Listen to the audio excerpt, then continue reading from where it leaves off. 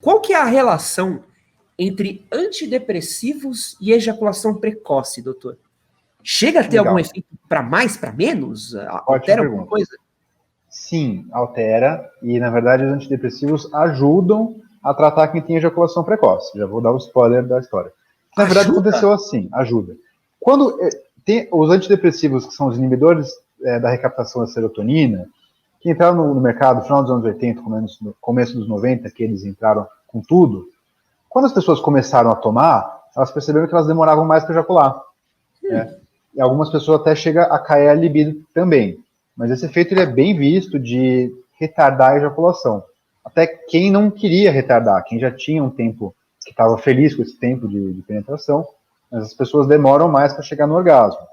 Então, primeiro, os antidepressivos eram usados só para usar para depressão.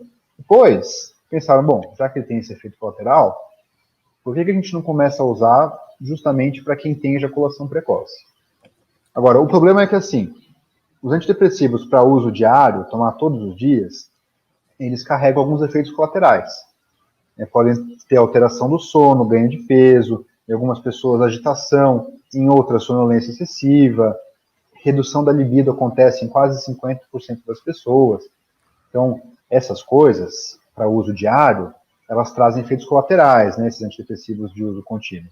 Então, depois disso, mais recentemente, surgiu um outro antidepressivo chamado dapaoxetina, que ele tem um efeito muito mais rápido, tanto para começar quanto para o organismo eliminar. Então você consegue tomar ele só no dia que você vai ter relação 1 hora antes.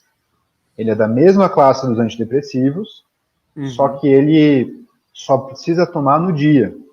E como você não toma todos os dias, não tem aquele acúmulo de dose no corpo, os efeitos colaterais são muito mais tranquilos, não tem essa alteração de agitação, sonolência, ganho de peso, perda de libido. É uma coisa bem transitória que dura por poucas horas, melhora a ejaculação precoce e depois o seu corpo elimina ele dentro de poucas horas. Então, mas tem tudo a ver e os antidepressivos são nossos aliados no tratamento da ejaculação precoce, principalmente a dapaoxetina, que é um remédio que quando surgiu por ter esse efeito curto, ele ajuda muito. Aproveitando que a gente está falando de ejaculação, tem uma dúvida de um inscrito aqui, que é uma dúvida bem complexa e que tem se tornado cada vez mais recorrente. A dúvida é, tenho ejaculação retardada, como arrumar? O senhor tem visto muitos casos de ejaculação retardada chegando no seu consultório, doutor? Como é que você tem visto esse tipo de problema? A gente pega casos assim, é muito mais comum ter ejaculação precoce do que retardada, mas a gente tem também. Na verdade, esse é meio que o equivalente de um problema que as mulheres têm com muita frequência, que é a dificuldade de chegar ao orgasmo, né? E quando chega no extremo da pessoa não conseguir gozar, isso se chama anorgasmia, né? Então, a ejaculação retardada, que na verdade é um retardo do orgasmo, né? É muito mais comum as mulheres terem dificuldade de chegar ao orgasmo do que os homens, mas os homens também podem ter esse problema, né? Uma das causas, eu acabei de comentar, é o uso de antidepressivos, tá? Então, tem pessoas que estão tomando fluoxetina, paroxetina, enfim, qualquer outro remédio desses antidepressivos, e que começa a ter dificuldade para chegar no orgasmo por efeito do remédio. Só que também existem outros fatores que podem levar a isso, tá? Então, muitas vezes, tem uma relação com a sexualidade que não está muito tranquila, um estresse muito grande na hora do sexo, né? Tem a famosa frase de uma ex-ministra, que é relaxa e goza. É uma piada, mas assim, a questão é que tem pessoas que não estão conseguindo relaxar o suficiente na relação, e com isso elas não conseguem chegar no orgasmo. Tem uma tensão, tem uma relação desconfortável na hora do sexo, de apreensão, enfim, de outras questões que às vezes precisa até fazer terapia para trabalhar, né? Então, quando não tem remédio na jogada, quando a testosterona está normal, que é uma outra coisa que a gente investiga, quando a gente não vê causas biológicas, a gente começa a desvendar causas psicológicas. Às vezes a pessoa não está confortável. Às vezes ela não percebeu o que ela gosta no sexo para fazer aquilo. Ou não percebeu como criar um ambiente gostoso, realmente prazeroso e tranquilo na hora do sexo, que permita que ela realmente relaxe e goze. E, assim, em último caso, tem um remédio que as pessoas devem ter pesquisado, que é a ocitocina, que ela é um hormônio, e que tem o uso dele relatado, de você fazer o uso nasal de ocitocina 10 minutos antes da relação. Em algumas pessoas ela facilita o homem a chegar ao orgasmo, tá? Olha. Mas é um remédio, assim, como esse problema é relativamente raro entre os homens, também os estudos feitos com ocitocina são estudos pequenos, não são coisas tão bem estudadas, por exemplo, como a ejaculação precoce. Então a gente até propõe, a gente oferece como uma alternativa, mas assim, via de regra, se a parte biológica, né, não toma antidepressivo, os hormônios estão normais, tudo mais, muitas vezes a resposta de verdade está numa questão psicológica e comportamental.